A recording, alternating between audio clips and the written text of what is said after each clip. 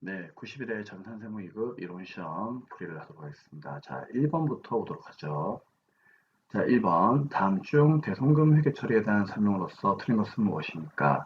자, 모든 채권에서 발생되는 대손 처리 비용은 판매비와 관리비로 처리한다. 틀렸죠? 다음 몇 번? 1번이 되겠습니다. 자, 1번이 틀린 이유가 뭐죠? 그렇죠. 우리가 일반적으로 매출 채권, 그러니까 외상매출금하고 바드럼처럼 장사했을 때 발생하는 채권들 있죠. 이런 채권만 판매비와 관리비로 처리하는 겁니다. 근데 그런 채권이 아닌 예를 들면 미수금이나 단기 대여금 같은 장사와 관계가 없는 이런 채권들은요. 대손이 발생하게 되면은 기타의 대손상각비라고 하는 영업의 비용으로 분기를 해야 됩니다. 그렇기 때문에 무조건 판매비와 관리비는 아니에요. 그래서 1번이 틀린 게 되는 거죠. 그 다음에 이제 2번이 있는데, 2번 있는 건 버리세요. 2번 물어보지 마세요. 저도 몰라요. 그냥 저도 모른다고 해주세요. 왜냐면 이렇게 지엽적인 내용들은요, 여러분들 굳이 공부할 필요가 없습니다. 아시겠죠? 그래서 이렇게 자주 물어보지도 않는 이런 어려운 내용들을 공부하게 되면요, 솔직히 이것도 해야 되고 저것도 해야 되고 다 해야 돼요. 그래서 그런 거 하지 마시고요. 그냥 과감하게 이런 거는 버리는 것이 좋습니다. 자, 그래서 그냥 스킵하는 거예요. 자, 다음 3번. 정기에 대손된 채권을 회수하는 경우에는 대손 충당금을 회복시킨다. 무슨 소리죠? 전기에 내가 돈을 떼었어요. 그걸 다시 어떻게 한다? 현금으로 회수한다면 차변에 현금 들어오고 이 현금 들어온 만큼을 전부 다 대변에다가 대손 충당금으로 그렇죠. 분기하는 거 알고 있죠? 그 얘기하는 겁니다. 거의 1급 수준이니까 알고 있을 거라고 생각합니다.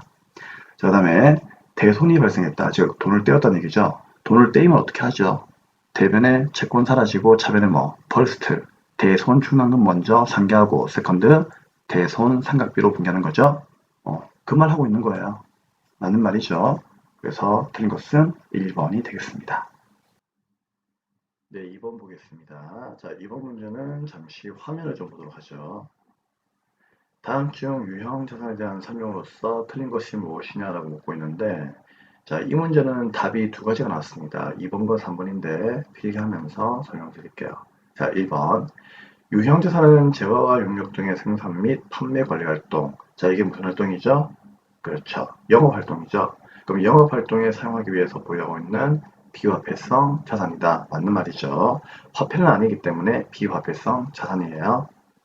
자, 그럼 두 번째. 유형 자산을 취득할 때 국공채를 매입한답니다. 이 경우에는 매입가액을 자산가액에 합산한다. 틀렸죠? 자, 이제 필기 좀 해드릴게요. 자, 유형 자산을 취득 시에 강제로 매입하는 채권이 있다고 했죠? 그 채권은 현재 가치로 단기 매매 증권 등으로 분개하고 고가로 매입한 차액을 유형 자산의 취득원가에 포함하는 겁니다. 자, 우리 분개할 때 이 내용 많이 공부했죠? 그건 전산회계 1급도 나왔고요. 그러니까 차량방구라든지 건물이라든지 토지 같은 것들은 이제 구입을 하게 되면은 내 거라고 등기를 해야 돼요. 그럼 이걸 등기할 때 국가가 발행하는 채권을 강제로 사야 됩니다. 쌤, 사지 않으면은요, 내 거라고 등기가 안 되는 거죠. 그렇기 때문에 무조건 강제로 사야 되는 거예요. 그렇죠? 그럼 이건 당연히 채권이니까 우리가 알고 있듯이 주식과 채권은 단기매매증권, 매도항증권 분리할 수 있고요. 채권은 만기보유증권까지 분리할 수 있는 거죠. 그래서 그런 이름 등으로 그냥 분개를 하면 돼요. 하면 되는데 분개할 때는 현재 가치로 무조건 분개를 해야 됩니다. 근데 일반적으로 유형자산 취득할 때 구입하는 채권은요, 현재 가치보다 높게 사는 경우가 거의 일반적이에요. 그러니까 고가로 매입한다는 얘기죠. 그럼 고가로 매입할 경우는 어떻게 한다? 현재 가치 이상으로 구입하는 그 차익은 무조건 유형자산 노동가에 포함을 하면 되는 거죠. 맞습니까? 그래서 유형자산을 취득할 때 구입하는 채권의 가액은요, 이 현재 가치와 구입하는 가액의 차액을 유형자산에다가 합산하는 거지 전체를 합산한다는 것은 아니에요. 그렇기 때문에 2번이 틀린 겁니다. 그러니까 2번의 문맥은 이 채권의 모든 금액을 다 유형자산에다가 포함을 한다. 그렇게 지금 현재 해석이 되는 거거든요. 그러니까 틀린 거예요. 그렇죠? 그러니까 현재 가치만 단기매매증권으로 분개하고 고가로 구입한 차익만큼만 포함을 하는 겁니다. 자, 그다음 이제 3번입니다. 유형자산을 현물 출자 시 유형자산의 지동물가는 원칙적으로 발행한 주식의 시가로 한다. 자, 이 말은 무슨 말인가 하면은, 자, 예를 한번 들어볼게요. 자, 유형자산을 현물로 출자를 하잖아요. 그렇게 되면은 유형자산을 취득물가는요, 취득하는 자산의 공정가치로 하시면 됩니다. 무슨 말인가 하면은, 자, 분개를 한번 해볼까요? 내가 만약에 예를 들어서 우리 회사가 자, 건물을 하나 구입을 하려고 해요. 그럼 건물을 구입하려면은 자금이 있어야 되겠죠. 그러면 자금을 조달하는 방법 중에서 주식을 발행하는 게 있다는 얘기죠. 그러면 주식을 발행하게 되면은 여러분들 대변의 분개 어떻게 합니까? 자본금 이렇게 분개하죠. 그럼 만약에 이 자본금의 금액이 액면가 100원이라고 가정을 해요. 얼마? 100원이에요. 그럼 당연히 이제 차변에 뭐다? 돈이 들어오겠죠. 그럼 돈이 들어오면은 그 돈 가지고 건물을 사면 되겠죠. 근데 어떤 사람이 나타나가지고 우리 회사한테 얘기를 하는 거예요. 야, 너희 회사가 어차피 건물이 필요할 거 아니냐. 그러면 돈 받아가지고 건물을 산다면은 차라리 내 건물을 줄 테니까 내 건물을 주고 너희 회사의 주식을 사겠다. 뭐 그런 사람이 나타날 수가 있겠죠. 그럼 어떻게 하면 된다? 그 건물을 받는 것도 괜찮단 말이죠. 그럼 돈 대신에 건물이 들어와요. 그럼 예를 들어서 이 건물이 얼마짜리가 들어온다? 120원짜리가 들어오는 거예요. 그러면은 120원으로 분개를 하시면 되는 겁니다. 그래서 이 건물의 금액은 이제 120원이라고 가정한다면 이제 이 건물의 취득원가는 어떻게 한다? 그렇죠. 그냥 이 건물, 이 자산의 공정가치로 분개하시면 되는 거예요. 그럼 우리 회사는 100원짜리의 액면가 주식을 발행했는데 건물은 이제 시가 120원짜리가 들어왔으니까 120원 분개하게 되면은 100원에서 20원만큼 초과했죠. 그럼 당연히 이건 뭐다? 우리가 알고 있는 바와 같이 주식 발행 초과금으로 그냥 분개하시면 되는 거예요. 그래서 어려울 건 없습니다. 주식을 발행했는데 현금이 들어왔다면 차별에 뭐 현금 적으면 되는 거고요. 그 다음에 건물이 들어왔다면요. 건물로 분개하시면 되는 거예요. 그렇죠? 그래서 현금이 들어올 때를 뭐라고 한다? 금전 출자라고 이야기를 하는 거고요. 우리가 원하는 뭐 건물이라든지 토지라든지 기계와 같은 이런 물건들이 들어오게 되면요. 그때는 현물 출자라고 분개하시면 되는 겁니다. 어려운 게 아니죠. 그래서 이 분개는요. 주식을 발행했는데 건물이 들어왔다. 이렇게 이해할 수도 있는 거지만 반대로 얘기하면요. 내가 원하는 건물을 구입하고 돈 대신에 우리 회사에 주식을 주었다. 이렇게 이해를 해도 되는 거예요. 아시겠죠? 자, 아무튼 간에 유형자산을 현물 출자할 때는 당연히 이 자산의 공정가치로 취득원가를 결정하면 되겠습니다. 그래서 발행한 주식의 시가로 한다. 이 말은 틀린 말이에요. 그래서 3번도 틀린 것이 되는 겁니다. 네, 다음에 이제 4번을 보시면 동종자산을 교환하는 경우에는 유형자산의 처분 손익을 인식하지 않는다. 라는 말이죠. 자, 4번에 대한 내용은요. 동종자산을 교환하게 되면은 이제 교환 시에 들어오는 그 취득자산의 원가는 제공한 자산의 장부가치, 즉 내가 주었던 자산의 장부의 가치로 결정하면 됩니다. 그래서 이때는 교환 손익을 인식하지 않습니다. 하지만 이종자산을 교환할 때는요. 내가 이제 취득하는 자산의 원가는 내가 주었던 그 자산의 공정가치로 결정한다는 거예요. 그래서 이때는 교환 손익을 인식을 하는 겁니다. 자, 쉽게 생각하시면 돼요. 예를 들어서 여러분이 가지고 있는 전산의 계책하고 쌤이 가지고 있는 전산의 계책이 같은 거예요. 그러면 동종 자산이죠. 그럼 이걸 서로 바꾸는 거예요. 그럼 서로 이익이나 손실이 있을까요? 없죠. 그래서 교환 손익을 인식하지 않는 겁니다. 그래서 4번은 맞는 말이에요. 근데 뭐 예를 들어서 쌤이 가지고 있는 책을 여러분께 주고 여러분이 아끼는 뭐 자동차나 스마트폰을 쌤이 가지고 온 거예요. 그럼 쌤은 이득이죠? 그럼 이때는 어떻습니까? 처분 손익을 인식할 수가 있다는 거죠. 이해되겠죠? 그래서 서로 다른 자산을 교환하는 경우에는요, 당연히 뭡니까? 한 사람은 이익이고 한 사람은 손실일 수가 있다는 얘기예요. 그렇기 때문에 답은 4번이 4번은 맞는 말이 되는 거고 정답은 2번과 3번이 틀린 설명이 되는 겁니다. 다음 3번 문제 보겠습니다. 3번 문제입니다. 주식회사 우리가 보유한 다음에 유가증권이 있는데요. 이걸 단기 매매 증권으로 분류하는 경우와 매도하는 증권으로 분류하는 경우에 2020년도에 계산되는 단기 손익 차이는 얼마입니까? 라고 되어 있죠. 자, A 회사의 주식 1000주를 주당 얼마? 만원에 매입을 했답니다. 그쵸? 근데 기말에 A회사 주식의 주당 공유 가치가 1,500원이 되었네요. 아, 그럼 이 얘기예요. 이번 연도에 한 장당 10,000원에 샀는데 기말에 가니까 한 장당 1,500원 된 거예요. 그러면 500원이 올랐죠. 그럼 이익이네요. 그럼 이 500원을 1000주에 곱하면 50만 원 올랐으니까 50만 원 이익이죠. 그쵸? 자, 근데 여러분들 이거 한번 보세요. 우리 단기 매매 증권은요. 평가 손익이나 처분 손익이나 둘 다 뭐예요? 수익 비용, 즉 단기 손익으로 처리한다는 얘기죠. 근데 매도하는 증권 같은 경우에는요. 처분할 때 나오는 손실이나 이익은 수익 비용으로 처리하죠. 하지만 중요한 게 이 매도하는 증권은 평가 손익은요.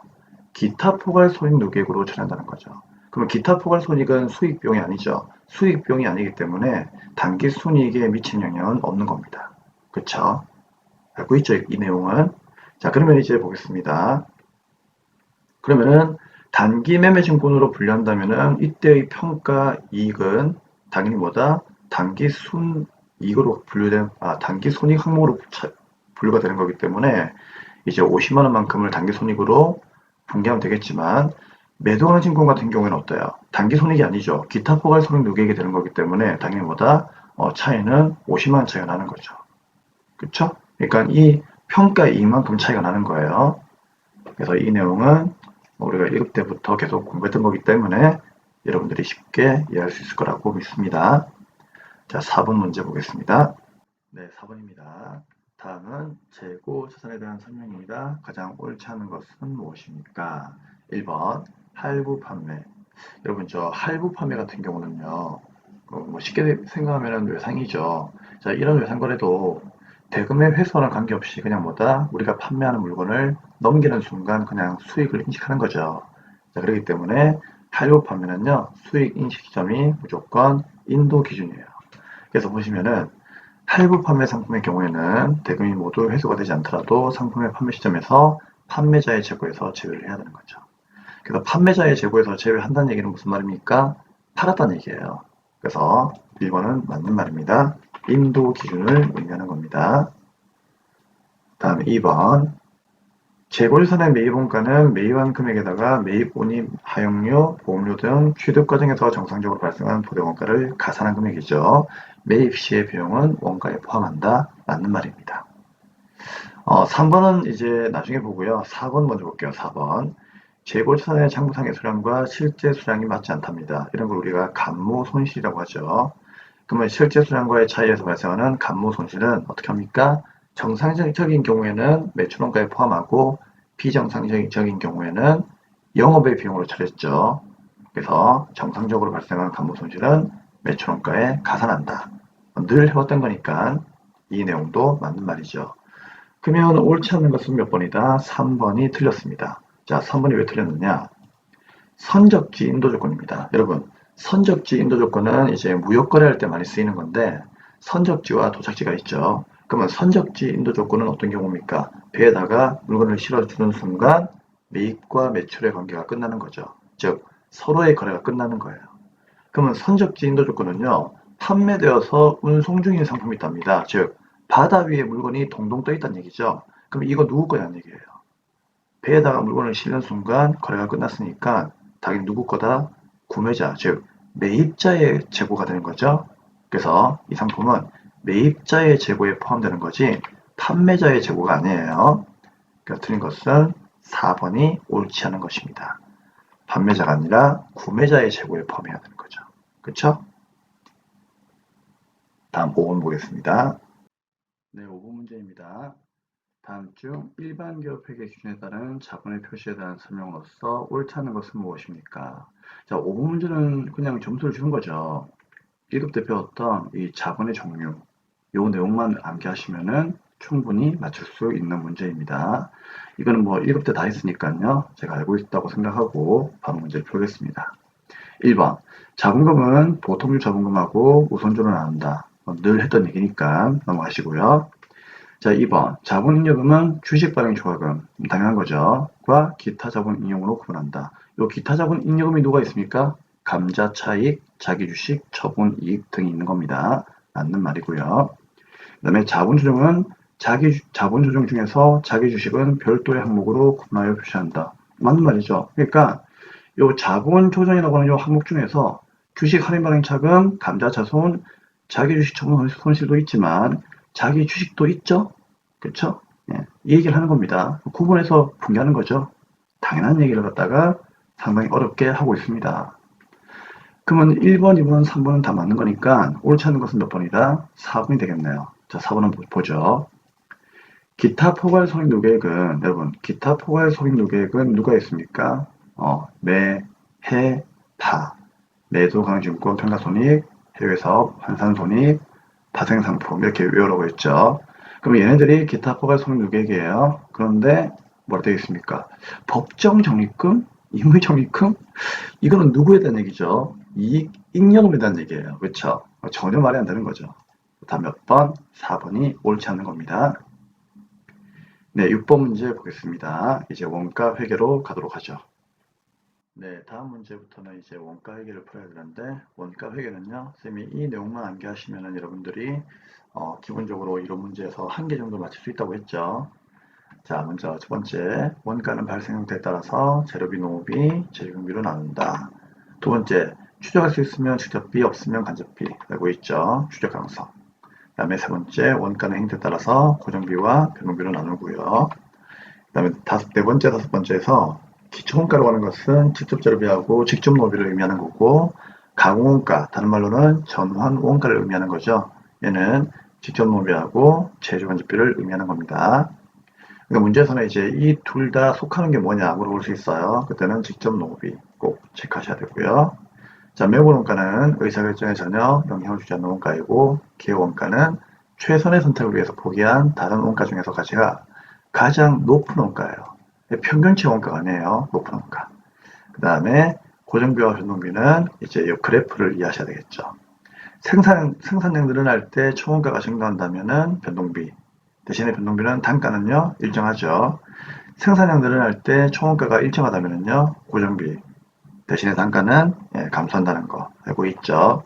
자, 1급 때부터 해왔던 내용이기 때문에 꼭 암기하시라고 쌤이 간단하게 또 이렇게 빠르게 설명을 해드리고 있습니다. 자, 다음 문제부터 풀어보겠습니다. 네, 6번 보겠습니다. 다음 자료에 의하여 제조원가에 포함될 금액은 얼마입니까? 여러분 혹시 제조원가라고 하는 게 뭐죠? 우리가 흔히 말하는 그 실무에서의 500번대 비용을 얘기하는 거예요. 그럼 500번대 비용이라고 하는 것은 말 그대로 공장으로 들어가는 비용이죠. 그렇기 때문에 절대로 뭐다? 영업이라든지 사무실 이런 말 붙으면 안 돼요. 그럼 얘네들은 절대로 제조원가가 될 수가 없겠죠. 그럼 얘들을 먼저 어떻게 한다? 일단 지우고 날려요. 그 문제는 제조원가가 전체 얼마인가, 즉 포함될 금액은 얼마인가 이 얘기니까 이렇게 이 제조로 들어가면 되는 거죠. 그쵸? 그래서 원가는 재료비, 노비, 제조경비를 얘기하는 건데 여기에 간접 재료비가 있죠. 그럼 얘도 재료비니까 제조원가가 맞는 거죠. 그 다음에 공장장 급여가 뭐예요? 이게 농비예요. 그러면 여기에 감가 삼각비하고 임차료하고 화재보험료 이게 바로 뭐죠? 재료비와 농비를 제외한 나머지 제조경비예요.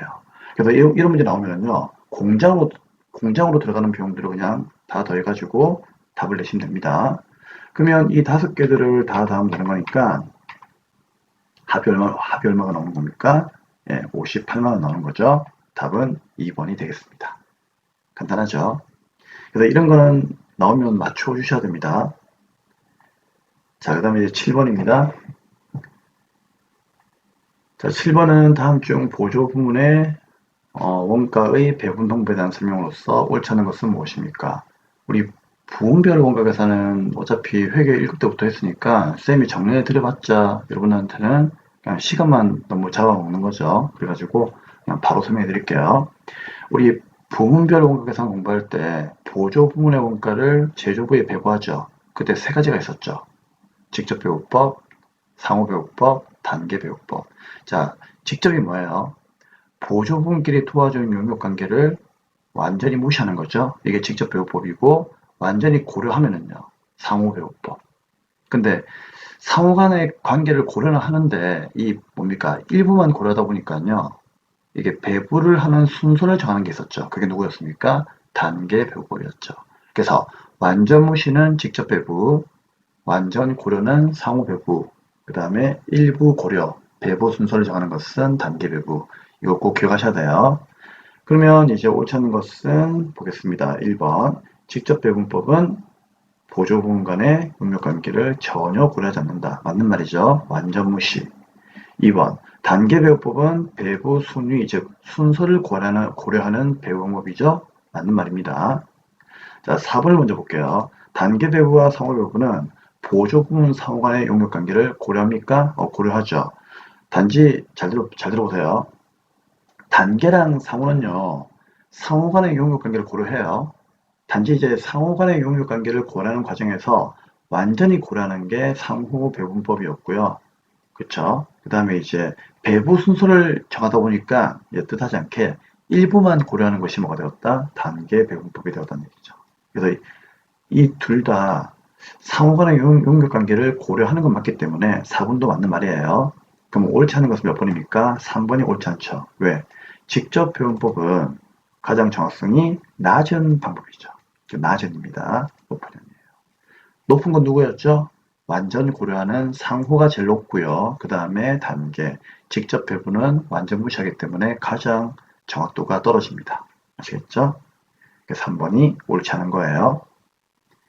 네, 다음 8번 문제 보겠습니다. 네, 8번입니다. 다음은 실제 개별원가 계산과 정상 개별원가 계산에 대한 설명입니다. 틀린 것은 무엇입니까? 우리 실제 개별원가 계산이 쌤하고 원가를 공부할 때 얘기했던 그냥 일반적인 개별원가 계산이고요. 정상 개별원가 계산이 뭐였습니까? 그렇죠. 이게 그냥 쌤이 일반적으로 얘기했던 정상 원가 계산이에요. 아시겠죠? 그러면 이게 실제 개별원가 계산은 쌤이 설명할 때 가장 많이 설명하는 게 전기요금이었죠. 예를 들어서 이번 달에 내가 한 달 동안 전기를 썼다는 얘기예요. 그렇죠? 그러면 이 전기요금은 한 달이 딱 되는 시점에 전기요금이 바로 파악되는 게 아니고 다음 달 중순쯤 돼야만 전기요금 고지서가 날라와가지고 파악되는 거죠. 그럼 어떻습니까? 나는 전기요금을 지금 바로 알아야 되는데 다음 달에 날라오니까 너무 원가를 갖다가 좀 빠르게 구할 수가 없다는 얘기죠. 그러니까 실제 개별원가 계산의 가장 큰 단점이 이 제조간접비를 구하는 그 기간이 너무 좀 지연되어요. 뭐 다음 달 말까지 지연될 수도 있고 아니면 뭐 이번 연도 말까지 지연될 수도 있다는 얘기죠. 그럼 이런 문제를 해결하려고 하면은 어떻게 하면 된다? 그렇죠. 전기요금 고지서는 다음 달에 나오지만 지금 당장 우리가 필요하니까 그냥 어떻게 한다?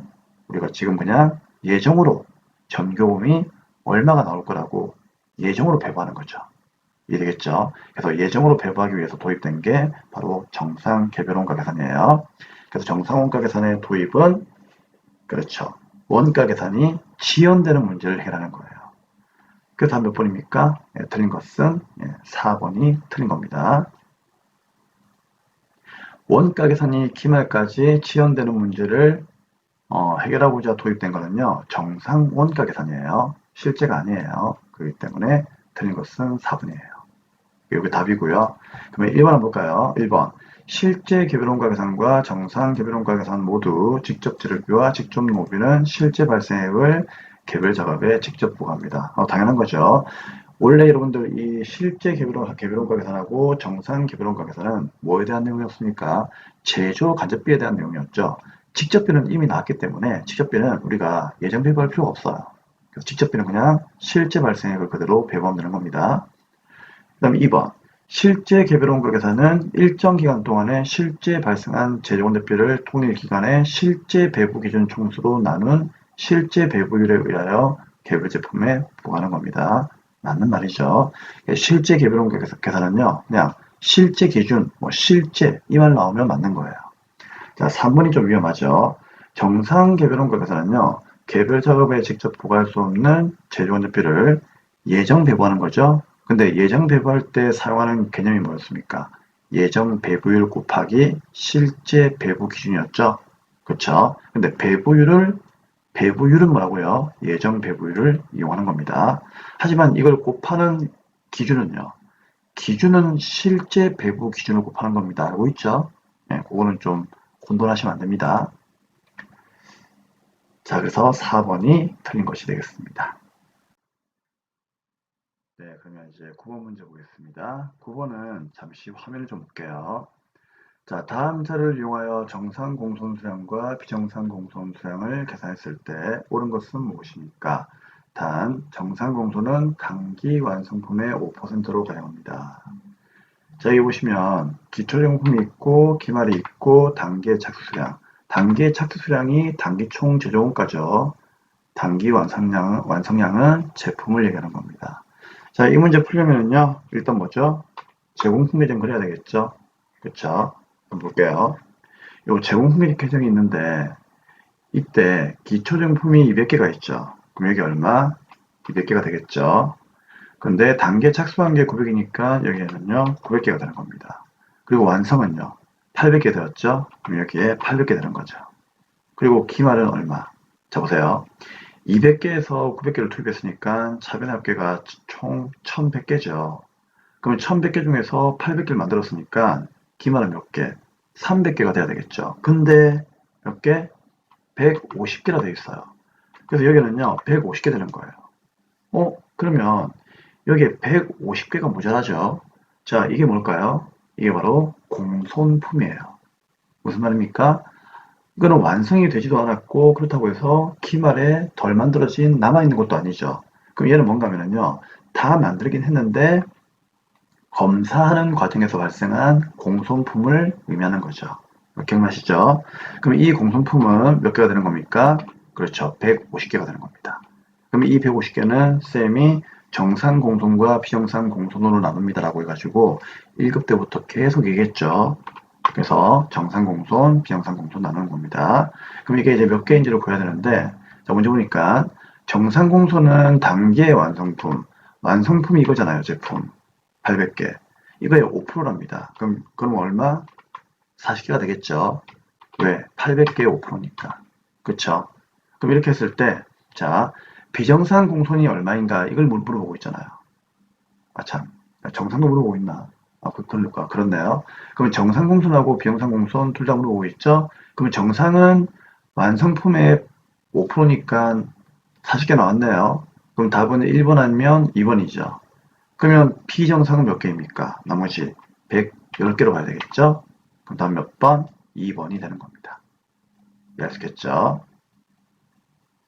그래서 항상 이 공손품은요, 불량품이기 때문에 제공품에 대한 그려가지고 공손품 구한 다음에 정상이냐 비정상이냐 그것만 여러분들이 잘 판단하시면 되는 겁니다. 네, 이제 10번 문제 풀겠습니다. 네, 10번 문제입니다. 자, 10번 문제는 화면을 보도록 하죠. 문제가요. 당해연도의 재료원료비의 예정배부에 따른 재료원료비가 2,500원이 과대배부된 경우에 다음 조건 하에서 재료원료비의 예정배부액은 얼마입니까? 라고 물어보고 있습니다.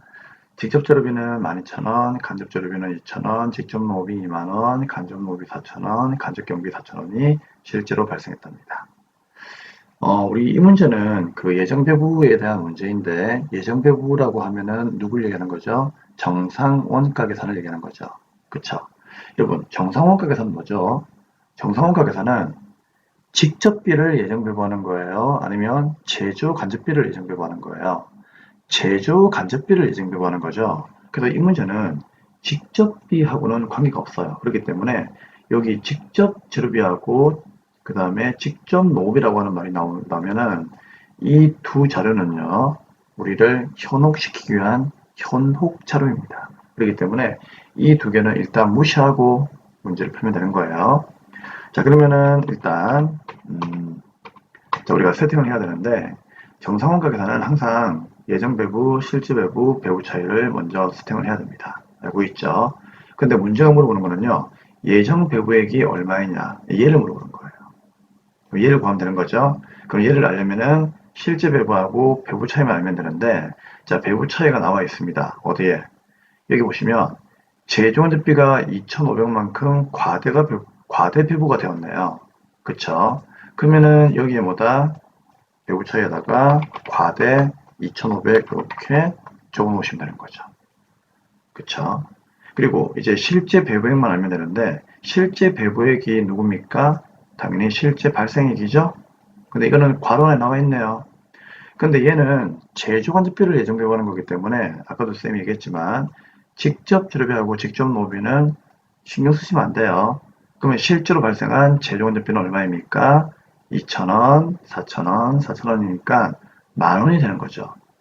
2,000 더하기 4,000 더하기 4,000원. 만원이죠. 그러면 실제 배부액은 얼마가 된다? 만원이 되는 겁니다. 그러면 쉽네요. 그럼 우리가 예정 때 얼마를 배부했길래 2,500원만큼이 실제보다 과대하게 배부가 되었다는 얘기입니까? 그렇죠. 12,500원만큼을 배부했겠죠. 그러니까 과대하게 배부가 되었겠죠. 그래서 정답 몇 번? 4번이 정답이 되는 겁니다. 그래서 곱게 가세요. 예정을 실제보다 많이 배부하면 과대가 되는 거고요. 적게 배부하면 과소가 되는 거죠. 그럼 예정이 많았으니까 과대 배부겠죠. 그래서 실제보다 2,500원이 많았겠네 하면서 4번을 정답으로 체크하시면 되겠습니다. 네, 11번 문제 보겠습니다. 네, 11번 문제입니다. 자, 11번부터는 이제 부가세하고 소득세 나오는 거죠. 자, 11번 볼게요. 부가세법상 재화의 공급식입니다. 설명인데 틀린 게 뭐냐고 얘기죠. 그러면 1번 재화의 이동이 필요하지 않은 경우에는 재화의 공급이 확정되는 때 답이 바로 나왔죠. 틀린 것은 1번이 되겠습니다. 우리 재화는요. 기본적으로 이제 일반적인 판매가 있는데 그 일반적인 판매에서 재화의 이동이 필요한 경우가 있고 필요하지 않은 경우가 있죠. 그럼 필요한 경우는 어떤 경우예요? 그렇죠. 필요한 경우는 예를 들어서 내가 뭐 스마트폰을 팔고 있다. 스마트폰을 팔았어요. 그러면 스마트폰을 넘겨줘야 되겠죠. 즉 뭐다? 인도하는 날이에요. 자동차 판매대리점. 자동차를 팔았어요. 인도하는 날이죠. 그렇죠? 그래서 이동이 필요하면 그냥 건네주면 되는 거예요. 이걸 인도 기준이라고 해요. 근데 이동이 필요하지 않은 경우가 있다는 얘기죠. 주로 어떤 경우일까요? 예를 들면은 건물을 파는 거예요. 여러분, 건물을 팔았어요. 그럼 구매자한테 야, 건물 가져가. 봉지에 넣어줄까? 네, 그럴 수 있어요? 없죠. 왜? 이럴 경우에는 그 건물에서 일단 내가 나오고, 맞죠? 구매자가 이제 건물에 들어가면 되는 거죠. 그럼 구매자가 건물에 들어간다는 얘기는 무슨 말입니까? 오늘부터 그 건물은 구매자의 것이니까 그 건물을 오늘부터 이용하는 거죠. 그래서 재화가 이용 가능하게 된 때죠. 그래서 1번이 틀린 거예요. 재화의 공급이 확정되는 게 아니고 이동이 필요하지 않다면 그 재화를 이용하면 되는 거죠. 틀린 것은 1번이 되는 겁니다. 2번. 이건 상품권은 쉽죠? 상품권은 어떻습니까? 이마트가 상품권을 팔았을 때가 아니라 팔았던 상품권이 이마트에 돌아와가지고 이마트에 있는 라면이나 뭐 또는 뭡니까? 뭐 간단한 음료나 그쵸? 여러 가지 그런 장거리들을 이제 건네주었을 때, 즉 실제로 이제 상품권만큼의 재화가 인도가 되었을 때 그때가 당연히 공급 시기가 되는 겁니다. 당연한 거고요.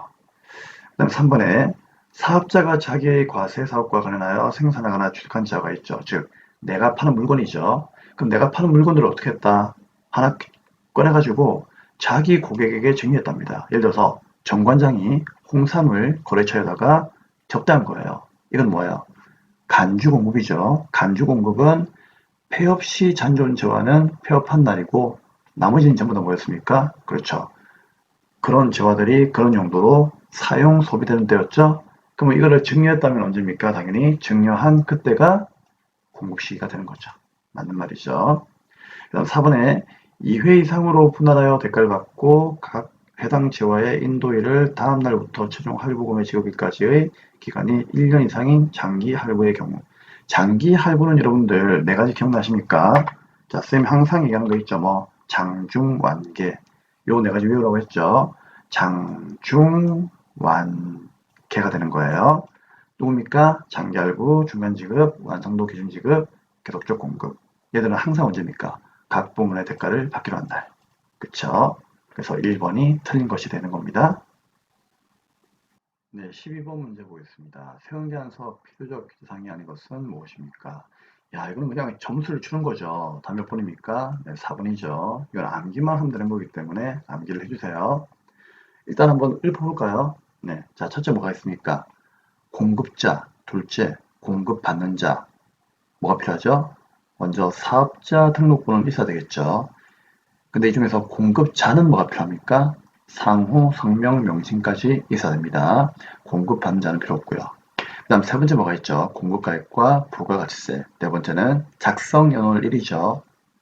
절대로 공급 연월 1이 아니죠. 작성 연월 1이에요. 그렇기 때문에 1번과 2번, 3번이 필요적 기재사항이고 4번은 아니니까 임의적 기재사항입니다. 네, 13번 보겠습니다. 네, 13번입니다. 구룡은 제품을 외국에 수출하는 업체입니다. 즉 수출을 의미하는 거죠. 당사 제품 5만 달러를 수출하려고 하는데 수출하기 위하여 2020년 11월 20일 날에 선적을 했답니다. 그렇죠? 그러면 선적일이 11월 20일이 되는 거다. 체크하시고요. 근데 대금을 언제? 12월 10일 날에 수령을 하였답니다. 그러면 선적한 날보다 늦게 수령한 거죠? 그럼 이거는 바로 답 나오는데 수출 관련 과표는 얼마입니까? 얼마입니까? 선적일이 대금을 회수한 날보다 빠르니까 그냥 선적일 따라가면 되는 거죠. 그래서 11월 20일 날의 기준 환율입니다. 정답 몇 번? 1번이 되는 거예요.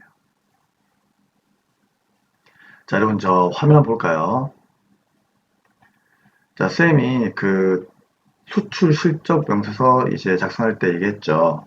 그 수출 관련 과표 구할 때는요, 선적일의 원칙이라고요. 근데 이보다 좀 더 대금을 빨리 회수해가지고 환가했다면요, 그때는 환가일을 따라간다고 했죠. 결국은 선적일과 환가일 중 빠른 날이에요. 그럼 이 말은 무슨 말인가 하면은 외상거래일 때는요, 무조건 선적일의 환율을 따라가면 됩니다. 어떤 환율? 기준 환율을 따라가면 돼요. 그래서 밑에 있는 뭐 대국민 매입률 이런 거는 신경 쓰지 마시고요. 선적일의 기준 환율을 따라가면 됩니다. 근데 이거는 이제 대금을 늦게 받았으니까 외상거래죠. 그럼 당연히 선적일이 빠르겠죠. 그럼 선적일의 환율인 달러당 1,000원, 11월 20일 날에 기준 환율을 따라가면 되는 거예요. 그래서 답은 1번이 되는 겁니다. 5만 달러 곱하기 1,000원, 5천만 원이 정답이 되는 거죠. 자, 14번 보겠습니다. 네, 14번과 15번은 소득세인데요. 자, 소득세는 쌤이 기본 수업 때부터 항상 강조했죠. 외울 게 너무나 많기 때문에 이걸 다 외워버리면 다른 거 공부할 시간이 없어가지고 시험에서 떨어질 가능성이 높다라고 얘기했죠. 그래서 소득세는 기본적으로 알고 있는 내용만 가져가시고요. 나머지는 어떻게 한다? 무조건 버리세요. 네, 그럼 이제 14번 보겠습니다. 자, 풀 수 있는 건 푼 겁니다. 14번. 소득세법상 종합소득공제 중에서 기본공제에 대한 설명으로서 가장 옳지 않은 것은 무엇입니까? 옳지 않은 거 묻고 있네요. 1번. 종합소득이 있는 거주자, 자연인만 해당에 대해서는 자연인을 누구라고 합니까? 개인이라고 하죠. 에 대해서는 기본공제 대상자 한 명당 연 얼마? 100만 원이 아니죠. 150만 원이죠.